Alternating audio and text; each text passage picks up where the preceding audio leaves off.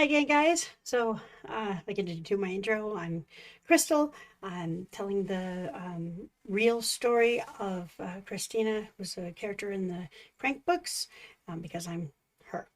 That still does not get any less awkward saying every time. Um, so I want to continue the story, and I want you to keep in mind that even though it's going to take probably a couple of days to get through it, that all of this happened during the course of about 3 months' time. So when you take into account all that happens in this time, it'll kind of give you a better grasp on the kind of person I was as far as going from sober to out of my mind in 60 seconds or less. Okay. um, so, like I said, we were sneaking on the weekends and we were getting high, and that was actually working for a little while, a few weeks. And my dad didn't know about it, but because Brian was, and I didn't realize this at the time, but Brian was a control freak, and so he would come to me with these sob crybaby stories, like crying to me about how my dad was being so rude to him and trying to get him out. And my dad just had a good sixth sense, and he did not like him. He never liked him, and and it did not go well. And again, my dad had lived with me for about 2 years, so I'm on the fence, and I'm kind of trapped between these two men.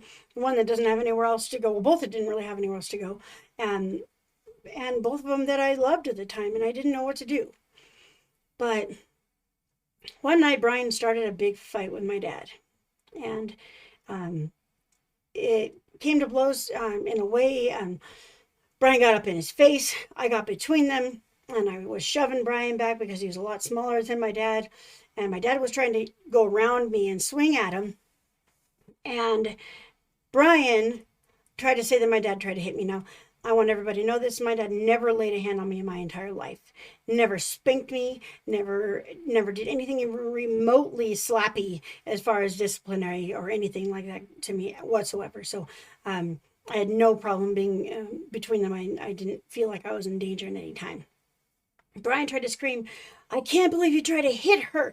And he grabs this paper towel. It was a wooden paper towel dispenser with a big block bottom and like a stick attached to it off the side of the kitchen counter, grabs it and just whacks my dad with it a couple of times. It broke on my dad's head and it flew off and hit Brian in the face. And then he tried to scream, "I can't believe you just hit me!" at my dad. It was a disgusting, disgusting mess. And all I could think to do was to separate them at the time. Now, I had talked to my Aunt Karen. I was like, "Can I send one of them to stay with you till we figure this out?" And she's like, "You can't send Brian to stay with me," because, again, my Aunt Karen is my cousin Nikki's mom, and she already didn't like him. So I talked to my dad, and my dad wanted away from him anyway. So he went to stay with my Aunt Karen for a little while. She saved the day, thank God. And it was only about a mile from my house, so I was able to go up and visit him and talk to him and everything else. And it was really hard because I was at this point starting to have second thoughts about Brian. As he got more and more high, he got more and more squirrely. He was a kind of addict that would like chew the baggies because he loved the taste, and he'd be like, "Oh, I just want to taste it." It was disgusting to me. Like, ugh, grossed me out. And then he started getting violent towards me after he played this big old game about, "Oh, I can't believe you tried to hit her." Now we had a few weeks later we moved in David, Brian's brother, temporarily because he was not only high on meth, but he was also high on heroin, and I yanked him out of where he was, and I made him come and detox from the heroin at our house. Again, me and David became really good friends really fast because I called him out on his bullshit from day one, and he actually stole $20 from me the very first time I met him out of my work folder. I called him out on him. I caught him, and he promised me he would never lie to me or steal from me again, and he never did. We became really good friends after that. Um, but so he was staying at the house, and he was helping with the kids, and Brian started to get more and more violent. Now I would go up, and now by this time I'm already like vaguely hanging out with gang members from the other side of town, going up there to hook up drugs, getting fronts, and from scary people, but they didn't scare me at the time. But David was pretty scared. Um, but I thought I was running shit, and I was scaring David more and more, and Brian was getting more and more violent. And one day, he punched holes in the windows in the house and the walls and everything. And David was like, "Look, we gotta go. We're not staying here with these kids. We're going." So we packed the kids up, and David held Brian back, and we grabbed the kids and a bag full of their stuff, and we went to stay at a hotel until we could figure out what to do next. And this time is when people started to figure out that I had relapsed. Um, this is when my mom sounded the alarm, even though I told her I was going to stay in a hotel for a few days. Brian was dangerous. I was trying to be honest with her and tell her what was going on. And of course, she sounded the alarm and said we were missing, and we were not missing. We were trying to stay away from this idiot. Um, so, over the course of the next couple of weeks, the Brian was left at the house, and apparently he was tearing it apart and selling off parts of the house for scrap and all kinds of stuff to stay alive. Um, and I called him and let him know I'm coming to get some of the kids' clothes and stuff. I don't want any problems. And he's like, I'm not going to cause any problems. And so I go over there and I'm get a whole bag of the kids' stuff, and he's leaving me alone. He's leaving me alone. I go to get in the car to leave, and I get pulled out on the, it's a mobile home park, so it has the roads, but they're not real roads. And I was pulled out on the road, and he started crying. Take me with you. Take me with you. He had the most disgusting, like how certain like little kids have a cry that just makes your skin crawl. He had one of those kind of crawly skin cries. He was gross. And I was like, no, I'm not taking you with me. I gave you a few chances. It wasn't the first time you hit me then either. And he's like, it's just the drugs. And I'm like, well, okay, get off the drugs, and then maybe we can talk. And he wasn't going to let me leave. I started to pull away, and he jumps on the hood of my minivan and starts punching the windshield, trying to bust it so that I couldn't go anywhere. So I hit the gas and hit the brakes real fast, and the abrupt stop made him like lose his balance and fall off the top of the car. And then he gets up real fast and runs at the car and hooks his arm around the side mirror of the car and starts punching the window, trying to bust the window out. And I'm thinking, it's wintertime, and there's no way I'm going to be able to replace a window in this car. And I'm like, let go. I swear to God, let go. And he's still trying to punch the window, so I hit the gas. And the momentum and the fact that he was holding onto the mirror pulled him out of the car. And this is really funny now, but it wasn't funny at the time. I ran him over with two tires. Just it made a noise, like that. And I ran him over completely over his face and his legs. And I mean, he got run over like long ways with the car. And I stopped the car. I panicked. I was like, oh God, please tell me I didn't kill this idiot. And he pops out the end and he gets up on his feet, but he's like limping. And I looked at him and I pulled him up and I looked and I could tell his leg was broken. Like the bone was broken out of his leg. And I'm like, okay, you're alive. I got to go. And I left him there, and I got him over to the steps, and I took off. And I called his dad, and I said, look, I ran over your son, so you might want to go and make sure he's okay. But he was alive and kicking and screaming and crying when I left, so he's just fine. But I did break his leg, so you might want to go check on him. And that was the end of that. And I'm actually really surprised that he didn't call the cops on me at that point in time, but he knows what he did was wrong, and there wasn't really any disputing. I mean, the side mirror of my car was ripped almost off, and so my story was definitely corroborated. There's knuckle marks all over my front window, and so I could have defended myself, and that maybe part of his actions. I don't know why he didn't call the cops. I'm really surprised, but about this time or along this timeline, I met this idiot guy, and this guy was swearing to me that he knew how to launder some money without hurting anyone, without actually stealing any money. And he had this whole scan that he was going on, and he needed clean bank accounts and this and that and the other thing. And I was really high, and I don't know why I bought it until all of his stories just started not making sense. Like his lies were piling on top of each other. But I dealt with, like, he'd be like, okay, wait in the car and I'll be back in 30 minutes. And I waited and waited. Like 4 hours later, I leave and go home. And he's calling me, well, why'd you leave? Because you left me sitting in a parking lot for fucking 4 hours. That's why. Sorry, F-bomb. Trying to avoid that, but that guy pissed me off a lot.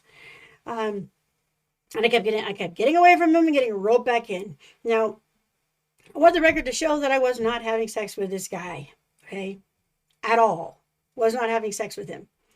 Um, the only person I was having sex with was Brian before the split up. And just before the split up happened, I was up at the gang members, and I don't know why I'm saying this publicly because it's not something I really want to tell, but I was smoking a meth pipe with him, and I started to feel dizzy and sleepy and weird, which was completely the opposite of what I should be feeling. And the next thing I knew, it's almost 5 hours later, and I'm sitting in my car. I just woke up in my car. And I called Brian immediately, and I said, I don't know what happened, but I think something bad happened. And I told him what happened, and he's like, it's okay. Don't worry about it. I'm not mad. It's not your fault. And whatever. He's being understanding at that point. But that would come back to haunt me later, and I'll explain to you why here shortly. So, anyways, I was not a sexually promiscuous tweaker. I wanted money. I wanted power. I wanted to control people. That was my thing. I didn't take multiple partners. I didn't run around all over the United States with different guys. It's just, I had no interest. I didn't have patience for it.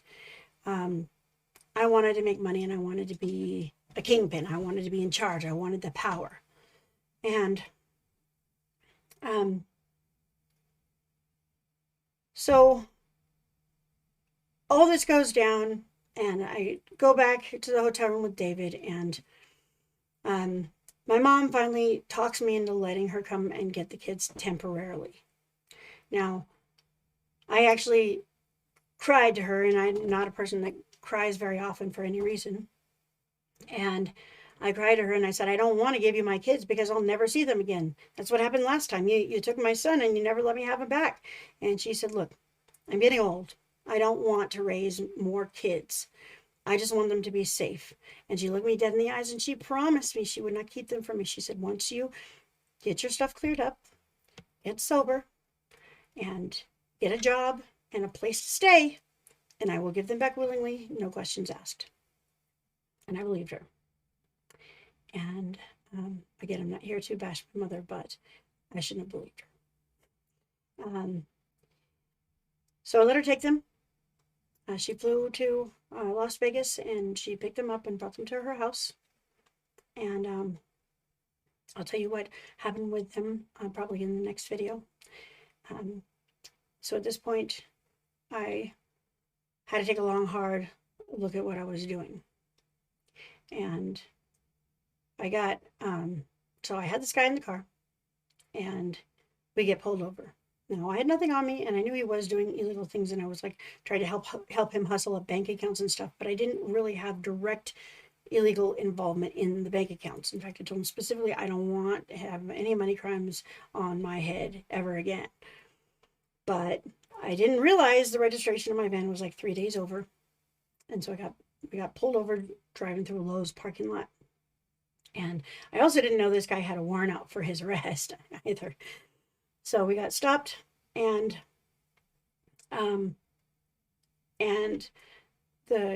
he got out of the car and started running. Cops chased him down, found a credit card on him, arrested me for conspiracy to commit credit card fraud because there was nothing in my actual car that was mine. The charges went on him for that stuff, but because I was driving him and he was in my car, and I had previous money crimes, I got arrested. I spent about a week in jail.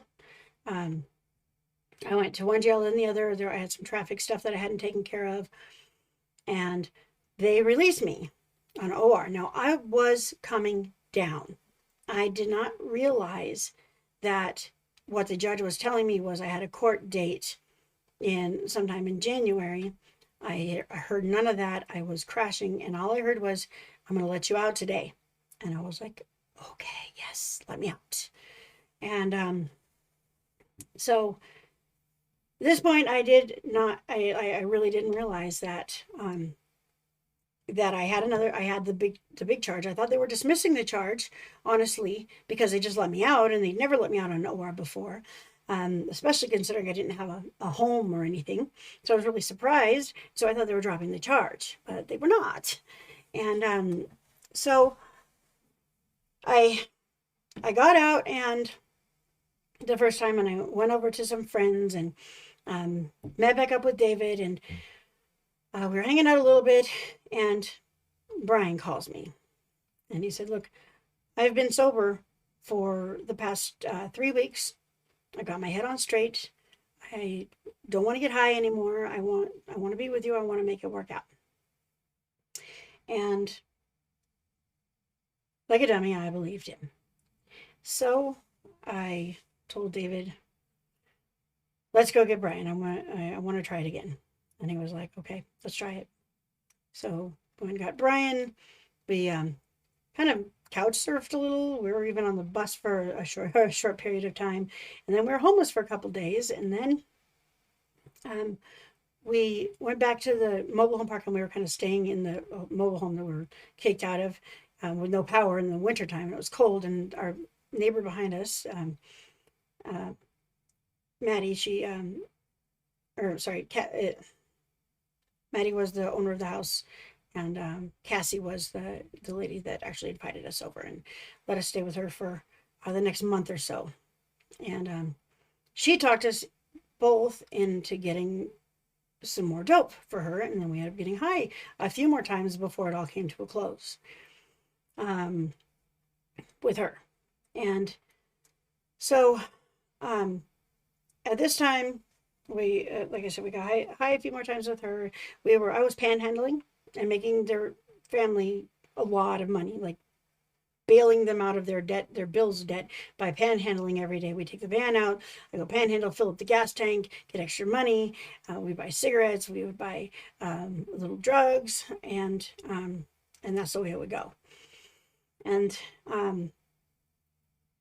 then I was still getting food stamps, and they needed them for the house. So all of a sudden my card froze, and so I went down to the food stamp office to figure out what was wrong with my card, and there was detectives waiting for me, and I was arrested again.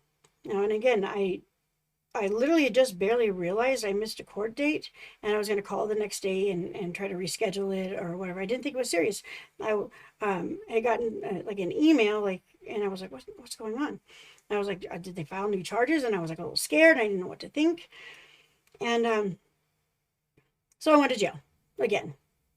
And while I was in intake, I was coming down, and I started to get sick, and so they pregnancy tested me, and it came up positive. Now, at this point in time, there's only a couple of possibilities. Either it's Brian's baby, or that one possibility time that some terrible things happened to me, and I had no idea what was going on. That happened. Now, I wrote to Brian, and I told him this stuff, and I told him exactly what was going on, and he promised to stay by me. He said he would never bring it up, even if that was the case. He would never, ever do that to me, and it was okay, and not to even worry about it. That was his kid no matter what. And you know, again, how wrong I was. But I'm going to stop right there because the video has gone pretty long. It's going to take forever to download. I love you all. Don't forget to like and subscribe. I will see you tomorrow, and we will start from me being in jail the second time. Okay? All right. Thank you guys so much. Bye.